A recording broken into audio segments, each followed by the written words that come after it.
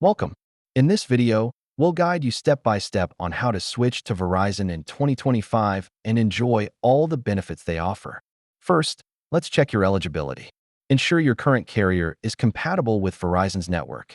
Before we begin, gather your account number and PIN from your current carrier. This will be crucial for the transfer. Now let's initiate the number transfer. Follow our step-by-step process to ensure a smooth transition. Once your number transfer is initiated, you'll receive your Verizon SIM card. Let's go through the activation process. Before switching, it's essential to keep your data safe. We'll teach you how to back it up properly. To transfer your data to Verizon, you can use Verizon's Switch app. Here's how to do it. Finally, let's verify your number, data, and settings to ensure everything is working perfectly. Encountering issues during the switch? Don't worry. We'll address some common problems and how to solve them. Congratulations! You're now all set with Verizon. Enjoy your new service and all that it brings.